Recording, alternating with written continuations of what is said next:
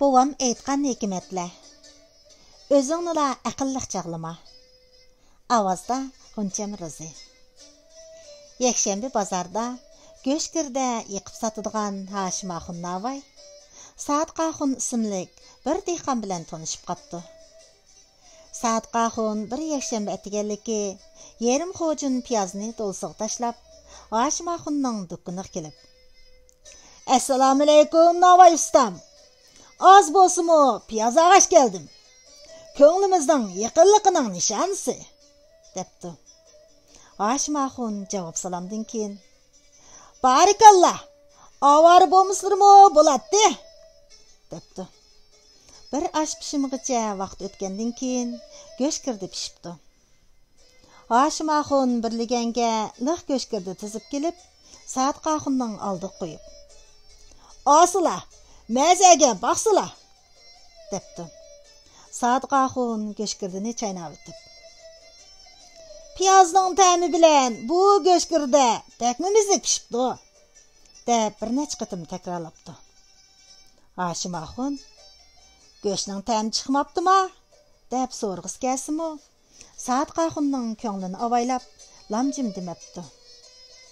Keyingi yakshanba kuni Saadqa Axun yarim xo'jin piyozni do'lsiga silib, bir necha og'insini boshlab Hashim Axunning dukkaniga kiribdi. Hashim Axun bu mehmonlarning oldiga 10-15 go'shkirdini qo'yib: "Asila, mazaga beqisila" debdi.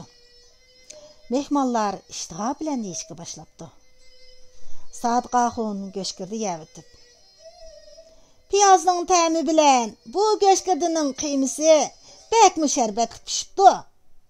Shunga bu ustamning go'shkirdisiga xaridorchiq" debdi. Bundaq ish bir necha yakshanba takrorlanibdi. "Garchimi cho'chirni sanab yeydi" degan gap bor.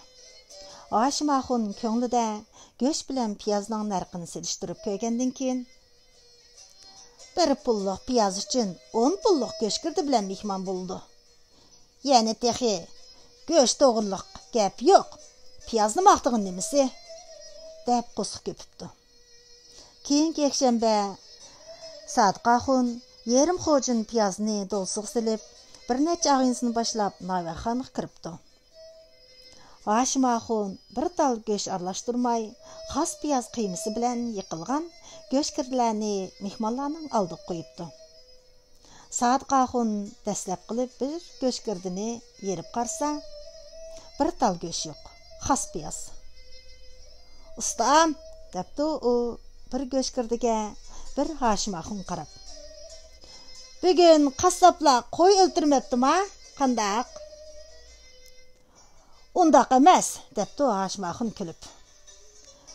"Bir jing'i 5 pullik go'sht, chariki 2 pullik piyozlarning ta'mini buzib qo'ymasin" dedim. Saadqa Axun xijillik ilkida lamjib deyilmabdi.